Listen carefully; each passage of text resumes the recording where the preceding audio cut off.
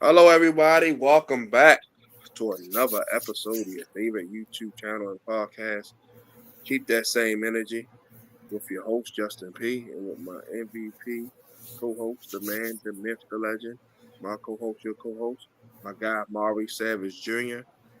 Right after this tune in to They Be Talking later on, 8 p.m. Eastern. I'm Jack Miss Cutie. I'm going live as usual on Facebook, StreamYard. I'm not gonna be in studio today, but you can catch up, on the stream like we're doing now. This is episode 245 for the YouTube version, and for the audio version, the links are right there below for those who can't watch live.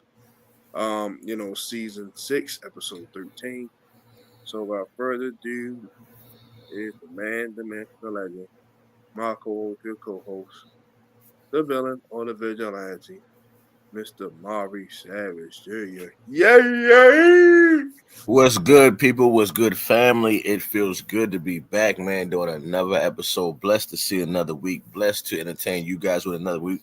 Blessed to hear from you guys for another week. As always, man, it's a pleasure doing this shit with Big Bro. So let's go and jump into it. Of course, we're going to hit you with some emotions because when it comes to sports, it's definitely heartfelt. I have a lot of emotion and passion, especially when it comes to the Ravens and Giants. Don't forget those Celtics. Shout out to Penn State and Alabama. And of course, we're going to hit you with some opinions because when it comes to this, man, we take a lot of thought and we take a lot of process to progress what we got going on. But at the end of the day, it doesn't matter unless we hit you with the facts. And that's a fact, Jack. So I got some good stuff today. We're gonna recap the Super Bowl, talk some WWE, some cable talk all sports, talk some NBA. So without further ado, Maurice get right into it. Okay, got a little interesting show right now. As always, y'all already know we talk about everything when it comes to sports wise, all the way down to sports entertainment. So let's jump into it.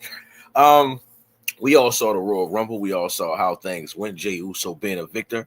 So, and your thoughts and your opinions, who you think he should face? Now, we already know who he is going to face, but who do you think he should have went after, Cody or Gunther?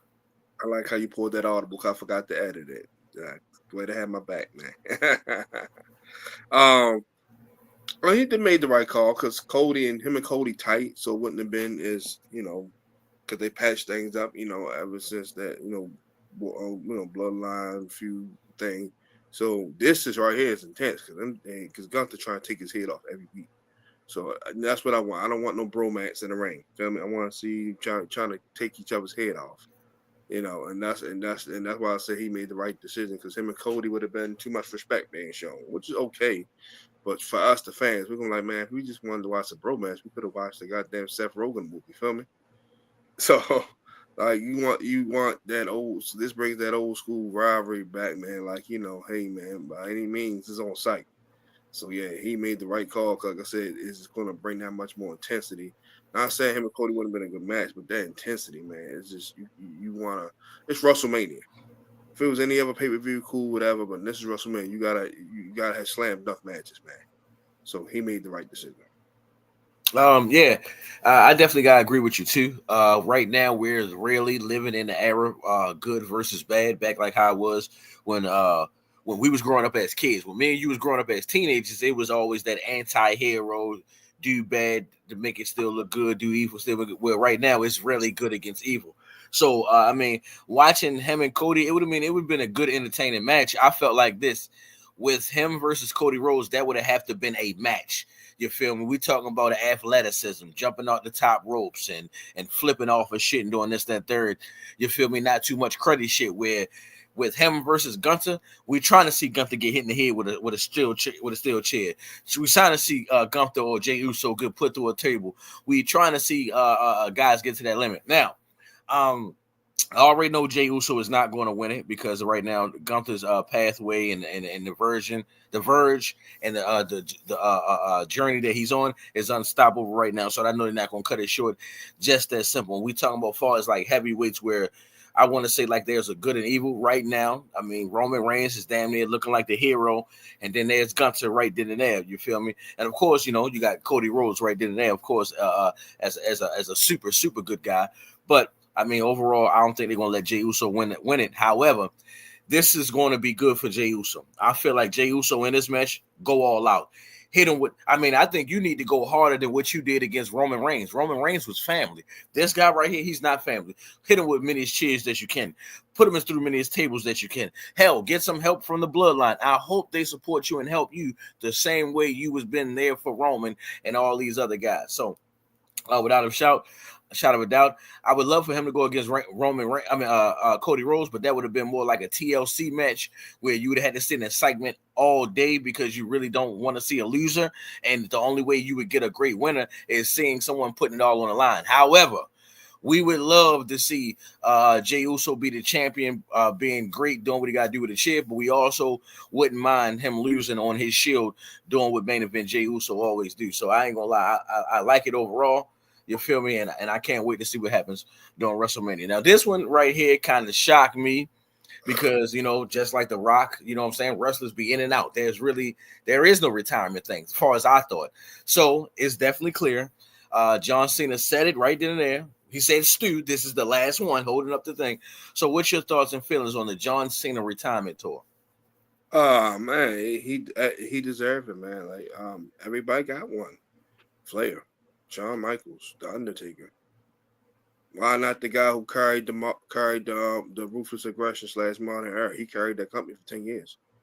Like, a lot of people probably missed it because at that time wrestling was kind of fading away, especially at the terrible invasion angle, and then WCW, ECW getting bought out. So a lot of people got disinterest in wrestling.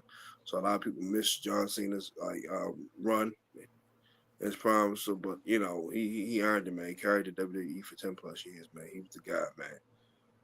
So definitely he deserved it. Like I said, he's always putting guys over, and that's one thing I admire about him. He put over, he put over every star you can name. Kevin Owens, Jey Uso, even Solo Sikoa, LA Knight, Cody Rhodes, like, you know what I'm saying? Austin Theory, like he don't mind putting over the younger guys. And that's why John is always loved, man. You never heard nobody say anything bad about John Cena. When he took his break to go do movies and stuff like that, because he's always been a stand-up guy. So he definitely deserves it, man. Like I say, he's an all-time great. Yeah, I agree with everything you said 1000%. One thing that you definitely said to hit on those, I am one of those, I want to say victims. I'm one of those guys who caught the John Cena era late. At one point in time, wrestling was losing its viewers. It wasn't as much it was. And during that time, John Cena was the guy that was carrying it. John Cena was the equivalent of Shawn Michaels, Triple H, The Undertaker, and Hulk Hogan to what it was to us growing up as a kid and growing up in high school, even going to an adult. And John Cena was the man. I even seen some compilations due to the show where they were showing how John Cena went from the guy that fought against Kurt Angle to the guy that went to that Ruthless Aggression era where he was a rapper and all that shit, and he was entertaining. See, a lot of people don't know this. They begging for John Cena to be a bad guy now, but they don't know when John Cena first became a rapper, he was a bad guy. People missed that part right there. And then how he became the champion with the spinning belt, how he went against Edge, how he went against Undertaker, how he had his feuds with Randy Orton and things of that. Yeah, The Rock.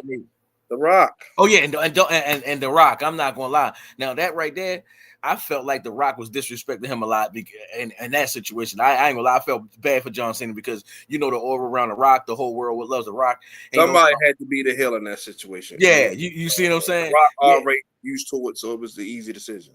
Yeah, and that's the only time I ever felt bad for John Cena because people was really like him to the other point where John Cena, I can swear, and just correct me if I'm wrong, I think John Cena is the only person that was a current Hall of Famer who they was playing. Matter of fact, Kurt Angle was playing "You Suck." Cena sucks. No, he don't. Remember they were saying that about John Cena, and then they was doing the same thing to Kurt Angle. And however, I watched this dude John Cena eat those words. I mean, I'm watching John Cena have one crowd, one side cheer for him, another side not boo him, and he still come out there with that hustle, loyalty, and respect, and not give a damn. I watch these guys even agree with the fans where you say my wrestling is boring, what I'm saying is trash, and this, that, and third. I need to enhance what I'm doing. He was one of those guys who didn't make excuses.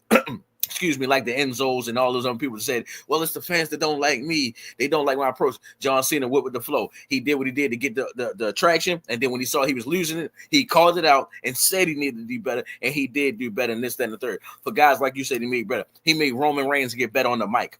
He made Cody Rhodes get better in the ring.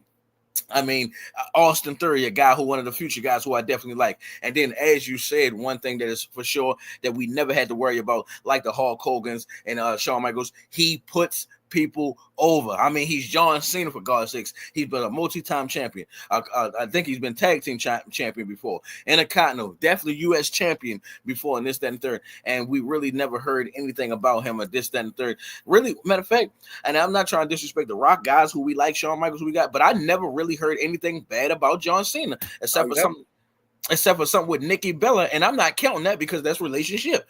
But other than that, you see what I'm saying? I'm not counting that. Other than that, man, John Cena is well deserved. It's kind of shocked to see him go, and the only reason why I say shocked to see him go, just because due to wrestlers can come in and out, as we see what The Rock is doing, in and out. But however, he's making money elsewhere.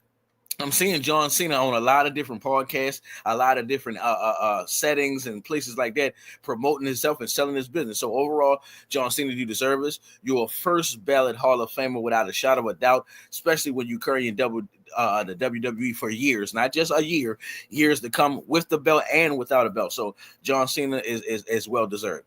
Now, hold on. Let's say one more thing. There's one little nugget. Great stuff, by the way. He took a chance on a gimmick because that many people tried and failed. That rapper, hipster, many people tried it and failed. For a split second, he took a big gamble and rolled with it, and he made his altercation, he made his adjustments, and boom. Like, because many, me, you watching wrestling as a kid. A lot of people tried that hipster, slangster gimmick and failed miserably. But he stuck with it and stuck true to it. He was rapping in public, rapping it. He really stuck. Like Undertaker said, when you take a gimmick that you have to, it's like being an undercover cop. And you gotta embrace it, and you gotta basically live that role. It got to be a part of you for you to make it work. Yeah, you definitely hit that on the nose, because to add to what you were saying on that rap gimmick shit, I remember what was that one of the rap tag team called Public Enemy or something like that. You had Prime Time. You had fucking the New Age Outlaws.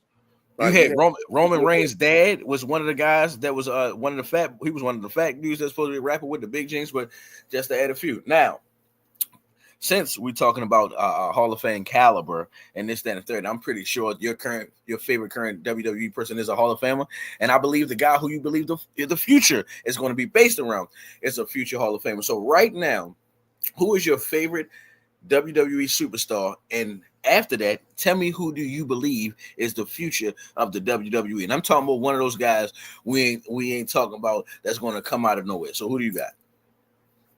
Come on, retirement. You said. I'm sorry, repeat that one. My bad. I say who your favorite current superstar is now, but also give me your future, the guy who in the future who you think going to carry the mantle next. Said right now. Right now, currently, CM Punk. I've always been a CM Punk guy.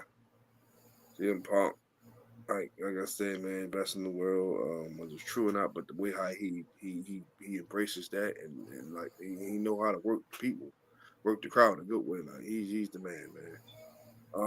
Carry the mantle. Shit. I can't wait to hear your answer on this one. Yeah. It was interesting. It's a lot of good young talent. Let's see.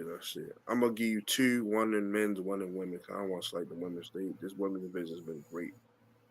For the women, I'm gonna go for Jade Cargill. I think once everybody, once it's her turn, she paid due, she's gonna be phenomenal for years. She's gonna be that Black China. For the men's, Carmelo Hayes. Carmelo Hayes, man. His charisma, his spunk, charming guy, attractive guy. He's like a black Shawn Michaels. Definitely Carmelo Hayes. Right now, he got to pay his dues, so he got to take a little bumps, but definitely Carmelo Hayes and Jade Cargill. Okay. Hold on, give me one. All right, for me. All right, now for me, that's going to be a good one. Of course, I talked about this kind of a little bit on the last episode. I'm one of those type of guys where I do like the big wrestling, the big superstars. I do like the Roman Reigns. I do like the big names like a Cody Rhodes and this, that, and third. However, I like technicians. I like guys that get the job done. If it wasn't for him just coming back, AJ Styles would probably be my favorite WWE superstar. However, I got to stick where it's at, man. Seth Rollins, man. I love everything that Seth. I mean, one thing I can say about Seth Rollins, and or matter of fact, not even Seth Rollins. One thing I can say about the fans, I don't give a damn if it's The Rock. I've seen this live happen a couple times, and you probably can agree. I don't give a damn if it's The Rock. I don't give a damn if it's CM Punk or Roman Reigns. The crowd will be on CM Punk's side. The crowd will be on The Rock's side. The crowd will be on Roman Reigns' side. But as soon as Seth Rollins' music come on, it's like they forget about their favorite superstar right then and there. I watched this happen. I mean, we just saw it in the Royal Rumble where they cheered for for Roman Reigns, CM Punk, and what's his name? Hold on. They cheered for Seth Rollins, John Cena, and CM Punk. And then as soon as Seth Rollins' music came on, they forgot about their favorite superstars just like that. So I gotta give it to him. He does every single thing. He's the way he won the title is still my favorite championship of all time. The way how he snuck in the ring and beat Roman Reigns and Brock Lesnar in that championship match. That's still my favorite win of all time. The guy came back from the leg injury and had both titles at the same time. By far, everybody who know me, my favorite wrestler of all time is Shawn Michaels. And the next thing you're going to get to close to Shawn Michaels is Seth Rollins. So I got to give it to Seth Rollins. Now, I'm going to tell you like this. I had this written down. So I'm only going to change my answer because of you. Now, without a shadow of a doubt, I had Carmelo Hayes. I like everything about Carmelo. There's nothing you can say. Even his ignorant shit, even him being an asshole. I like everything about him. But I'm going to tell you about my gym. If they don't fuck this up, Dominic Mysterio can be the same thing that Drew McIntyre was to the WWE. Everybody remember Drew McIntyre. He was trash in the beginning. He was this nobody, no facial hair, no this, that, and the third, and this, that, and he had his own little gimmick. And then at that one period of time, Drew McIntyre carried us through the pandemic to have people still watching on the WWE.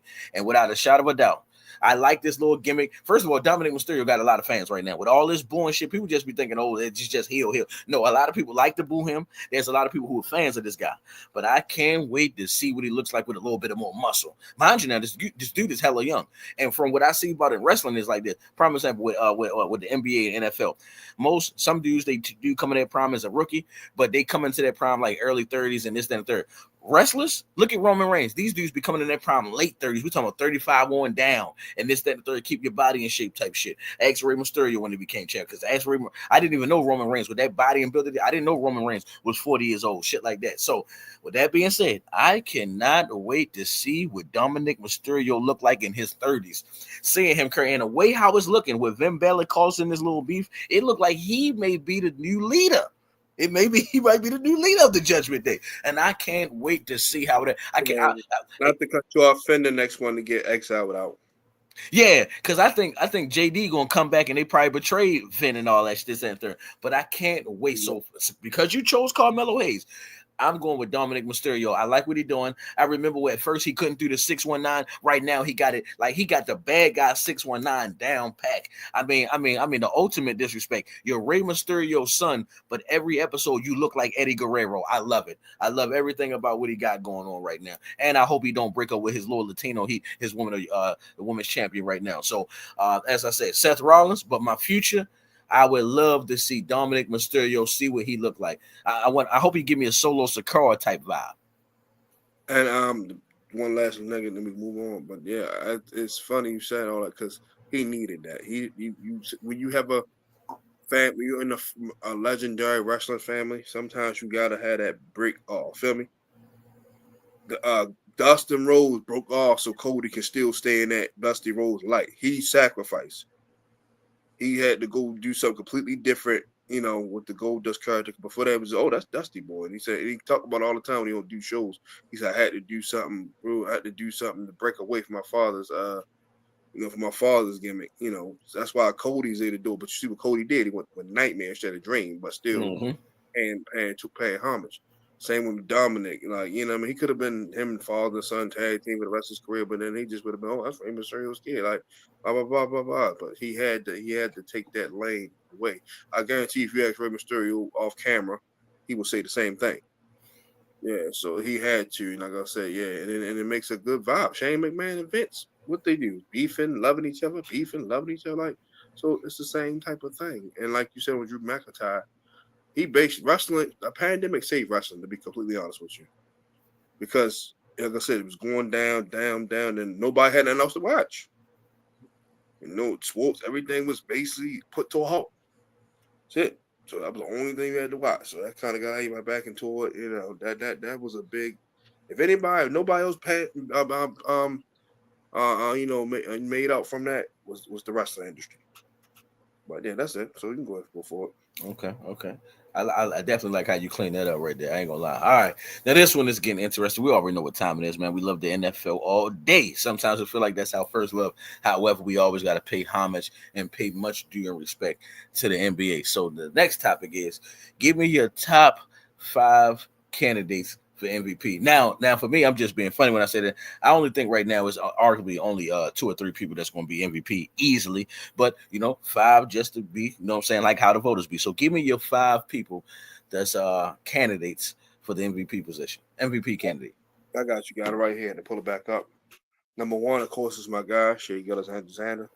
No bias at all. This is straight facts for the numbers. 32 points a game. Shooting 53% from the field. You got 6 assists. Then I'll say Giannis, the record's not all that, but he's having 32 points. How many rebounds? I think 12 rebounds, so that's always good numbers. Jokic, of course, 29 and 13. He's shooting 57. Golly. Then the wild card right here is Anthony Edwards, 27 and 5. So that's what, 3 right there? 3 or 4. Shea, Greek Freak, Jokic, Anthony Edwards at 4. On the 5th, your boy Jason Tatum. Okay. Well, I'm gonna name my 5, but I'm gonna go ahead and get it out the way. Because I'm a guy that speaks facts. That's what the show about. By far, Shea Gilgeous is the MVP. It's not even close right now. I don't give a damn what anybody else does. I don't give a damn. I mean, especially, and I'm not trying to change subjects here, especially with the NFL fucking it up, giving Josh Allen MVP over Lamar Jackson, and then follow that over Saquon Barkley. I don't know how Saquon Barkley didn't get any votes. Yeah. If I'm not giving it to Shea Gilly, which is number 1. Number 2, I'm giving it to Donovan Mitchell. I'm a Celtics fan. I love Jason Tatum and this, that, and the third and all that. But right now, those 2 guys are doing just enough.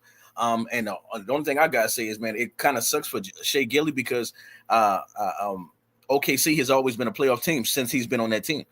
He's always been a main guy since he's been on that team. Now, I'm not trying to discredit his stats, but it's like the Cavaliers franchise suck more than the Thunder franchise. Let's call it what it is. I mean, the Cavaliers franchise has been out longer than the Thunder, but the Thunder has shown more success.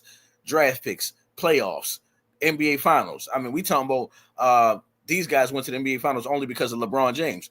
We talking about right now, these guys are about to go to the NBA All-Star. NBA Finals with a potential Hall of Famer, with a potential Hall of Fame squad. Where OKC has always built their teams, nothing through trade, basically all through draft. So I got to give OKC that. So like I said, Shea Gilly at number 1 by far, Donovan Mitchell number 2. Number 3, I gotta go with the Celtics. I mean, by far, man, Jason Tatum doing what he got to do, keep his team afloat. He is playing like a man on a mission. I said on the last episode, he is playing like the world has said. Jaylen Brown is more important and a better player than him, which is crazy. I mean, I would just say like this: Jaylen Brown is a better version of Scottie Pippen. I mean, matter of fact, this is what I'll even say. Even if it's people not a diss, because Scottie's amazing, but it's like. The only matter of fact, I'm a budge with you because I think you're saying it from a number 2 option standpoint. I'm assuming. Yeah, because what I'm speaking from is more like this, and what I was trying to correct, it's more like this, and I got to change it.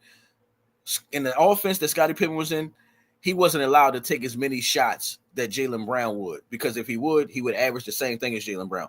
I mean, if you look at Scottie Pippen, for the most part, when he was with Jordan, he was averaging 17, 18, 19 points a game, where Jason Tatum is averaging 27 to 28 points a game, and Jaylen Brown is right behind him with 23, 25. So that's the only reason why I say it a little bit better, because of the offensive numbers. But overall, I think if Scottie Pippen would have had the same opportunities, he would have. So as I said, by far, Shea Gilly, by far. It's not even close. Donovan Mitchell at number 2. Number 3, I got to go with my boy Jason Tatum. At number 4, I mean, I hate to say it, because, I mean, the Celtics versus the Knicks, Jalen Brunson. I mean, he doing what he got to do, man. I mean, he literally has a different team. I mean, and the team that he had last year was definitely dynamic and was definitely cool. And him and the cat is working together real cool. I mean, Karl Anthony Towns, them two are working together is crazy work. I can't wait to see them to go deep in the playoffs. I hope they don't play the Celtics until like the NBA Finals or the Eastern Conference Finals. Or I hope they don't play the Cavs until the Eastern Conference Finals, because they're so much of a good team right now. I really like what the Knicks what they doing. The last time, and I don't even like the Knicks at all, but the only time I ever looked at the Knicks and said I liked them is when they had Latrell Sprewell and Allen Houston days with Marcus Camby and Patrick Ewing. That was the only time where I could say, yo, damn, I like this Knicks squad. I mean, they looking like a little threat in this, that, and third. But that's that. So as I said, Shea Gilly, Donovan Mitchell, Jason Tatum. At number 3, I said Jalen Brunson. And then at number 4, I'm not going to lie, man, I had to look at the numbers. Man, John Morant to change the Grizzlies around. The Grizzlies, I mean, they not really no threat to the Thunder, but I mean, they got the third best record. I mean, the second best record in the West. And John Morant's keeping them boys focused. I mean, he definitely is one of the most valuable player on that team, because if he was to go down, you can't give me another scorer. You can't give me another playmaker. You can't give me another guy to take over the game. And literally, they're at the number 2 spot. If he was to get injured right now, I got them dropping to all the way to not being in the playoffs. So Shea Gilly at 1, Donovan Mitchell at 2, Jason Tatum at 3, Jalen Brunson at 4, and of course, John Morant at 5. All right. Topic number 5, which is definitely interesting. Give me your thoughts and feelings, and give me a recap on the Super Bowl, and where do you have Jalen Hurts rank amongst the top quarterbacks in the league? Well, Super Bowl first and foremost. Somebody on this set on the stream, I ain't pointing no names, say the important for something, said the Chiefs was gonna win by double digits, and they end up getting belted the ass. But yeah, they dominated. The Eagles front four dominated, man. I gave the Chiefs offense a little too much respect, because I gave them 28 points, scored 22, and that shit was in garbage time. Like, the Eagles front four, man, came ready to play, man. Great game plan by the three clans, man. I told the Eagles were the best team in this year as far as roster construction wise. They didn't have many holes. Everybody felt like their biggest hole was their quarterback, who ended up was the MVP and played his ass off. Spagnolo said we won't go out and stop Saquon Barkley, which he did, but then Jalen Hurts made you pay for it in the end. AJ Brown a touchdown. Devontae Smith had a touchdown. 200 yards passing, 70 yards rushing, touchdown. So he had a similar game like this the first time they played. But the difference was Jonathan Gannon ain't do what Rick Fangio did. They had similar talent. They had the same talent. They had Hassan Reddick and all them guys, and at the same time they should have did the same thing. Rush full, play coverage, boom. But granted, the Chiefs, had Orlando Brown Jr., which was a little bit of a difference. They dominated the game, man. Great game plan by Kellen Moore. If I was him, I would stay put. I'm not ready to lead this to go coach the Saints and be fired in 2 years. They got a lot to do. You got a little bit of picks, damn near next to no cap space, and Jesus himself couldn't fix them right away this year. So yeah, stay put. Like I said, Nick Sirianni, him and Sean McVay, the only two coaches, got the 2 Super Bowls in their first couple years coaching. So yeah, they both lost one. So yeah, top coaches. Everybody wanted to sit on the planet for whatever. Last year they got bagged up, but they lost. Casey damn near lost out. But when this team healthy, they're in the mix. As far as Jalen Hurts, he was already top 10 in my opinion. This moves him up more like to the 6, 7 range. Like I said, still some guys better than him. Super Bowl or not, that don't mean you're better than the person who's supposed to Super Bowl. Like I said, it's a lot of contacts that play into it. Let me play Jalen Hurts fan. You know that. I know you like the people who play in Alabama. It's like if you take certain quarterbacks, like you take Burrow, you take Lamar, you take Allen, but in Philly not only won the Super Bowl, but they probably don't lose no game. They win game. So that's why I said context matters, but Jordan's definitely in the 6 and 7 range. Wow. Before I'm gonna do my little take backwards. I'm gonna start on where I rank him. I'm one of those guys I'm fair. You put up the numbers, you win during the regular season, you win during the playoffs, and before I give you your Super Bowl wins, I'm going to give you a Super Bowl appearances credit. Going to 2 Super Bowls, I don't give a shit if you do go 0-2. You went to 2 Super Bowls. Most motherfuckers never been to 1. Hall of Famers have never been to 1. Hall of Famers have never made the playoffs. Hall of Famers have never made it to the divisional, the conference, or Hall of Famers have never made it out the first round. That's right then and there. So I got to give you credit whether you make it to 2 and even if you go 0-2. So he's already been to 2. So I gotta move him up in the top 10. As you said, I got him ranked at probably 6 or 7. Now, I'm sorry that I watched Sports Center this morning. I kind of wish I didn't because they kind of played an effect on my thoughts right here. Greg Jennings said it like this, and what he said was true. Think about the team that the Eagles have right now. If you put Lamar Jackson on there, they're going to the Super Bowl. Josh Allen, Super Bowl. Patrick Mahomes, Super Bowl. So, I mean, basically what Greg Jennings was saying is he had the keys right there to him. All he had to do was not fuck it up. All Jalen Hurts did was manage the game and made it look sexy. I mean, when you got Saquon Barkley, we saw the game. Every single time they hand the ball off Saquon Barkley, I think the longest run Saquon Barkley had probably was like 7 or 8 yards. They was on him. They made sure they said, "Let Jalen Hurts, we're going to let us beat you." But what happened is you were so focused on Saquon Barkley that you forgot about that. And AJ Brown is consistently 1,000-yard receiver. You forgot since Devontae Smith been in the league, he's been a consistent 1,000-yard receiver at number 1 and at number 2. So you just let that go out of the game, and you let these wide receivers do what they do. Both guys got in the end zone. I said this, Baltimore Ravens. Y'all saw Jahan Dotson getting involved. Y'all saw the backup running back getting involved. Y'all seen that shit happen. And it wasn't really the tight end. Zach Ertz really didn't play a major factor in this game. It was really catches. Yeah, he had a few catches, but the main factor was Jahan Dotson, them 2 wide receivers, and then if he decided to pass the ball to Saquon Barkley, and shout out to Jalen Hurts, he did a lot of running in this game too, and positive yards all the time. So I feel like this. He did some Eli Manning type shit, to be real. He did just enough, you feel me, to not screw it. I mean, it would have looked sad if he would have screwed it up. I mean, the defensive line, like I said, when I was talking to you doing what's name, the defensive line, to me, they should have shared the MVP. Just like on Thanksgiving, how they shared the turkey and this, that, and third. I mean, come on. You had 2 guys with 2 sacks on the line. Then you had a guy who on the line who had 2, like a forced fumble or some shit. And then you had interceptions, one return back for a touchdown. And then what? Let me see. The 2 interceptions that he threw was all because of the pass rush. One guy forced the guy into the first one was because Patrick Mahomes was the first one was a bad read. I thought he got his old ways at Texas Tech trying to fit stuff in there being a gunslinger. Oh, all right. Now the second one by far, he got hit. The lineman pushed the old lineman. Jalen Carter walked Tooney back and told him, Yeah, and he was dealing with that all night. I mean, I gotta ask you a question, bro. This is gonna be funny. Do we still continue to clown Mark Sanchez because of the butt fumble when we just seen one of Patrick Mahomes' old lineman sack him in the Super Bowl? True, but there's like nothing tops that though, because Mahomes got a pass, But it's funny, but Mark Sanchez is in the class on his own with that. Yeah. So, I mean, that's in one of those type of situations, and it was lost. I mean, like I said, I got him ranked at number 6 or 7. Jalen Hurts, overall, good job. I mean, I'm glad that you did win the MVP.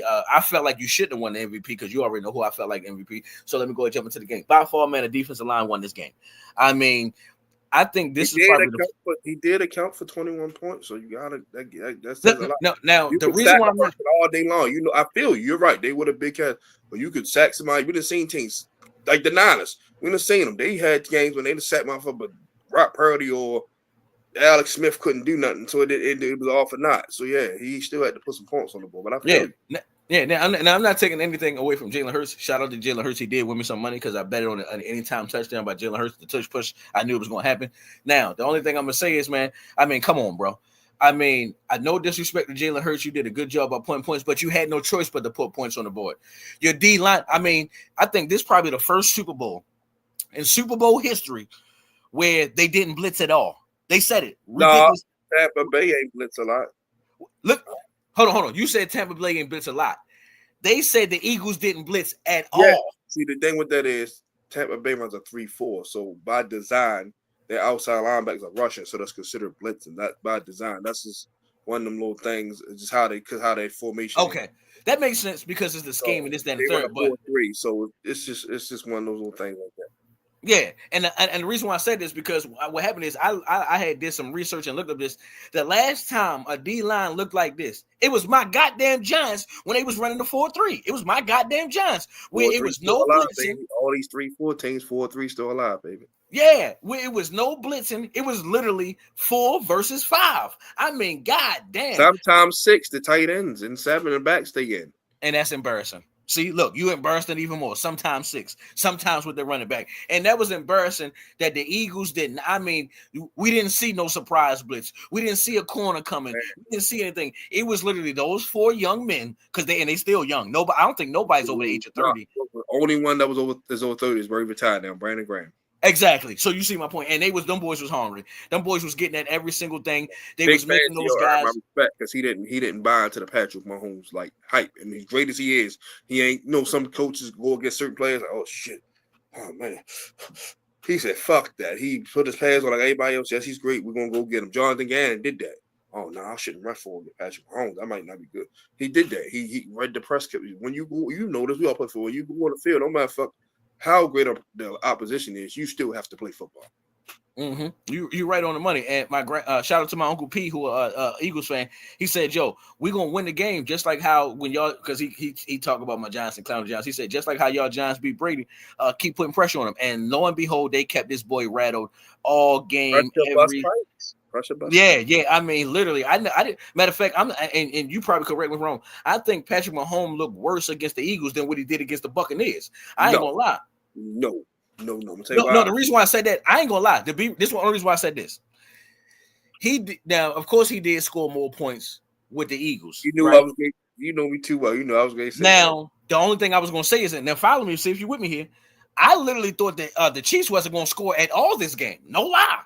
I'm not gonna lie. It felt like that for the longest time. It did. Yeah, I ain't gonna lie. If it wasn't for them, and to be real, if Sirianni wasn't such a good guy, wanted all his guys to experience that Super Bowl. If he was like one of them guys, say fuck it, like we gonna run this bitch up to 60, it could have been there. But he said no. Everybody from the 53rd man, everybody is a part of this. So go, and that's what you're supposed to do. Yeah, and the reason why I said that because when I look at it, it was like when the Chiefs played against the Buccaneers, they was like touchdowns, like or points, like right then and there. Where this was some Madden shit. Where he threw 3 throw up in the air touchdowns. Everything was like some Madden touchdown. Like I hope you catch it. Stat wise, it was the Bucs made it look worse, but I feel what you're saying. Yeah, because it was more like, I hope you catch it. Like every touchdown that Xavier Worthy caught, it was like, I hope you catch it. Well, let's see what happens, and this, that, and the third. And you could tell it was just like that, Madden ass whipping because they didn't complete that shit and do that shit the whole game.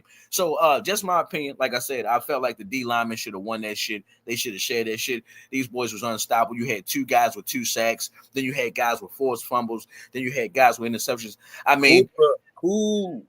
Yeah. I mean, and then another thing, man. We haven't seen a white DB since my boy Jason Sehorn. I mean, literally. What, corner or safety? Let's be clear. My bad. Not DB, corner. That's what I meant to say. Corner. I said, don't do Harry the Hitman like that, man. Yeah, and I apologize to John Lynch. Great guys like that. I'm just saying, him and Harrison Smith too, still balling. Yeah, definitely number 22. But I mean, I just gotta give a shout out to the D line. Like I was literally amazed at how they really said, "Yo, put the game on our back. All y'all dudes got to do is cover. We got this." And the Eagles did this the whole entire time. And those who said about last week about the Commanders, before we go to the next topic, who said the Commanders threw the game away. What did I say last week? This is what the Eagles do. They cause about 2 to 3 turnovers every game. And look what they had this game. 2 of them. One of them returned for an interception. And then they had one that started them off at 1st and goal. So, I mean, shout out to the Eagles. good job of what he's got to do. And like I said, Jalen Hurts moves up. But what thing is going to hand to him is I think Jalen Hurts will probably have Troy Aikman kind of stats. And if anybody know anything about Troy Aikman, he really didn't do anything major. He always stayed within 24, 25 touchdowns, but he had that great offensive team around him. He didn't have to do much. So Jalen Hurts, you might be on to something right here. Okay. All right, last topic of the night. Now, this wasn't my prediction. I say this every year, but my way too early prediction of Super Bowl 60, I always, every year, y'all know this, I pick Giants versus the Ravens. So go ahead, give me your thoughts on that. I get it, bro, but be more realistic, man. No, I'm not going to let you get us clown. No, scratch that. Think with your mind instead of your heart. Come on now. I'll say this for me. Now, anybody that noticed and watch all the episodes of me, especially this year, us clown, man. I picked. Hold on. I'm be clear. Even though I'm sticking to my guns when I pick Ravens and Giants every Super Bowl. However, when we talked this season before the season, what did I say? Even though I want Ravens and Giants, I feel that the Lions and Ravens is going to the Super Bowl. So I'm going to always stick with. That's perfectly fine with that. Yeah, I'm always going to stick with my guns because you know what I'm saying. I'm not a team hopper. I'm not just going to. No, you're supposed to love no matter what. But let's be real. No. Hold on. That's my point of what I'm saying. You see, I pick the Ravens and Giants every year, but when they come to realistic, as like I said, as I pick Ravens and Lions. Now, do I think the Giants are going to go to the Super Bowl? No, that's me just being a fanboy. This, that, and third. I mean, if I was to go down the line, if we get Shador or Cam, I don't think those rookies going to take us right away. Look at the type of offense that we got. Even if we was to get they'll win a few more games, but yeah. I mean, because I already know this. Even with Eli Manning, to me, Eli Manning was cut short of the Hall of Fame. Even with Eli Manning, his rookie year was definitely suspect. And then we'll go to the other quarterbacks that they're talking about us getting. Sam Darnold. I'll take a Sam Darnold, but do I believe that he'll do this, that, and the third? No, I don't think it'll be the same thing as the Vikings. And then I'm going to lie. I mean, matter of fact, you probably don't clown me for this because you like this guy. I like having Jameis Winston on my team more than Shador Sanders or Sam Darnold because I think he'll just bring that. I like that energy. I ain't gonna lie. I just seen a podcast report on that mentor veteran that if you want him to start a game or two because you feel like want Shador to learn a little bit more, that's fine. But him and Sam Darnold bridge gap quarterbacks. That's it. Yeah, and I feel like James Winston being on our team would just be do I think we could win and go to a playoff? Yes, with James Winston. Do I think we'll win and go to the Super Bowl? No. I just think that his energy would uplift the team. I'm seeing what's the dude name? The pass rusher that played for Cameron Jordan. I think that's the pass rusher that played for the Saints. Yeah, I heard him say, yo, James Winston is the guy who you want to go to war with. James Winston, whether he's starting or not starting, this guy is going to be the team leader in this, that, and third. And I feel like that's what the Giants need in the locker room. I mean, dead serious. I mean, Kayvon Thibodeau has yet to not show me anything of Lawrence Taylor, Usi Umenyo. That's a big fucking a fucking mountain to climb. I feel but what I'm saying is this is what I'm saying. Hold on, this is me being a Giants fan. I feel you. These pass rushers that I'm naming, these guys were already dominant in the shit in the pass rush that you had to look at on your board every day by the second year they was in the league. Right now, nobody talking about Kayvon Thibodeau. His first year he was trash. His second year he was good, and then he come back and have a bad year. And Kayvon Thibodeau this much. Yeah, it was off and on. And you know what? He was healthy this year. I was watching, making sure Devontae Banks, another corner who played good his rookie year, and he played trash this year. So no, I don't think the Giants is going overall. I know they need to make some pieces and put some shit together and overall. But I mean, even though interrupt you real quick, I don't do this a lot, but sometimes they need to be open checkbook. Jim Murray need open checkbook this year. Open checkbook.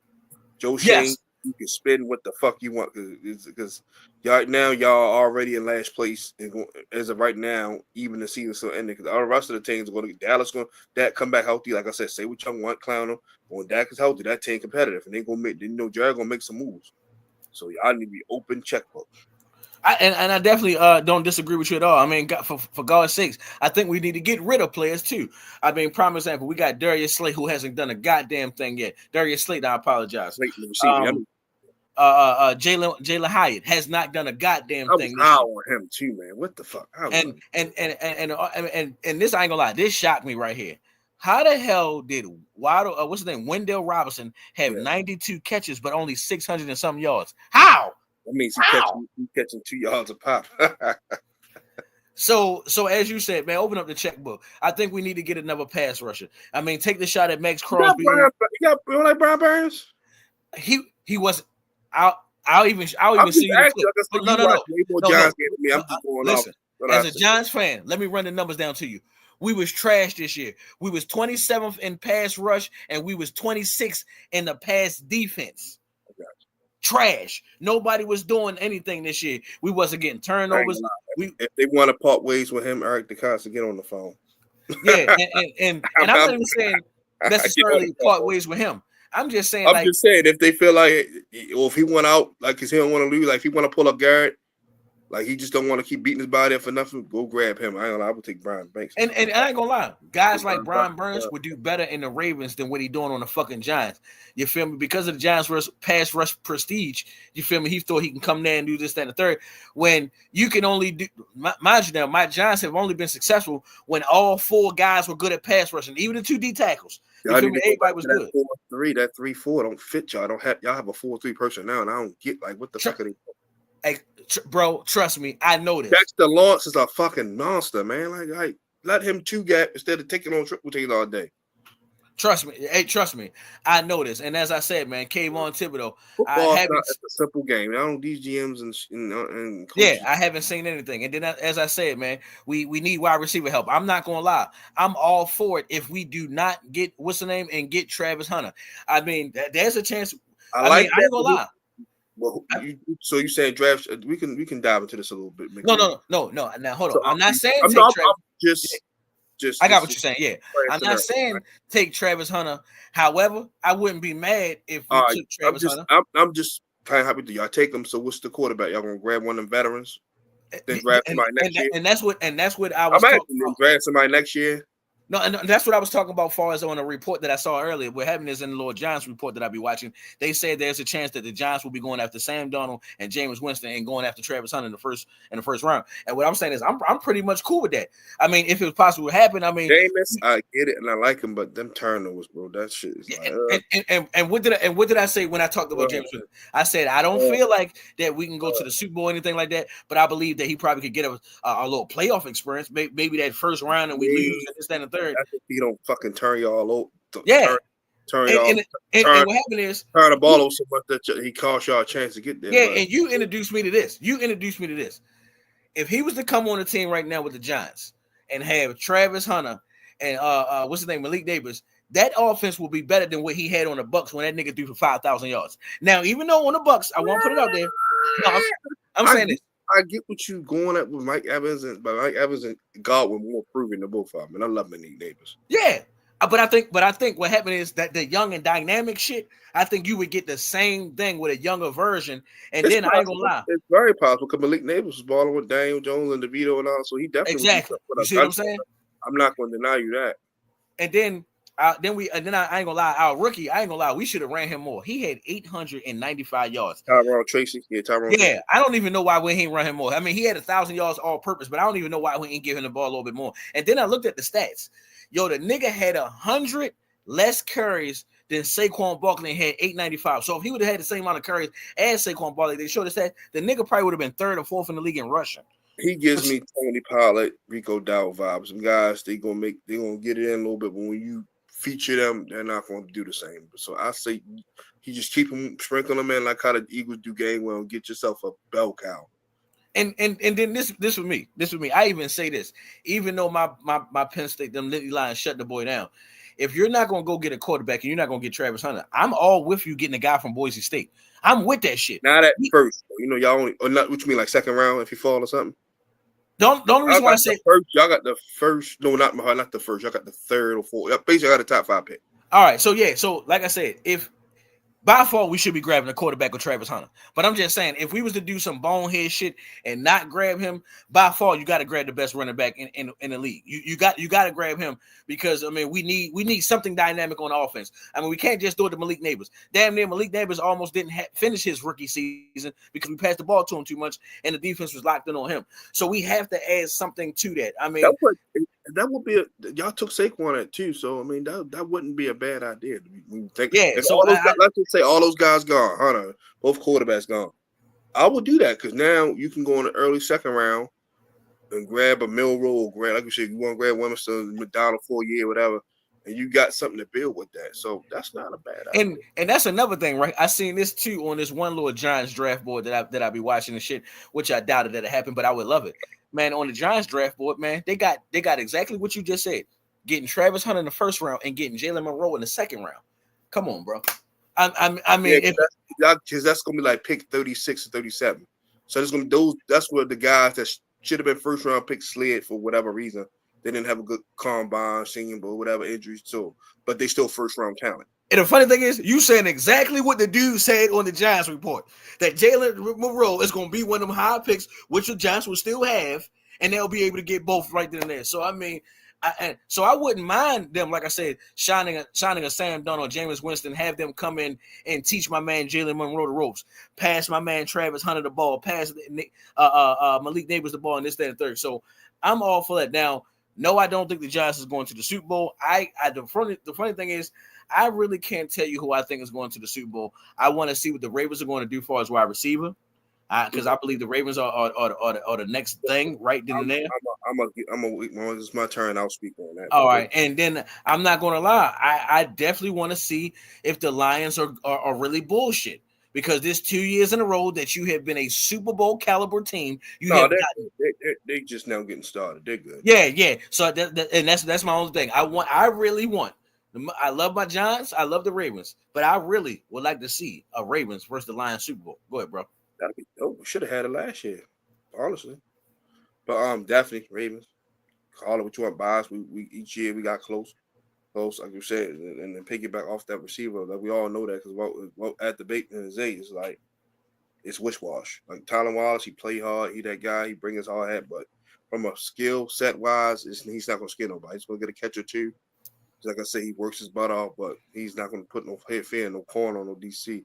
So Debo Samuel out there, Cooper Kupp, and this D-Hop. So I think we'll address that in some form, some fashion.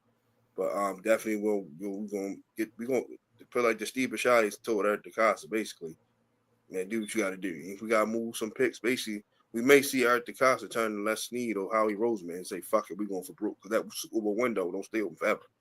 Fuck them picks. Buck trying to have 19 picks, move some shit, and get some players. So definitely the Ravens. Like I said, we got most of our team intact, and we're gonna make those moves because we keep getting close. And from the NFC, this is interesting.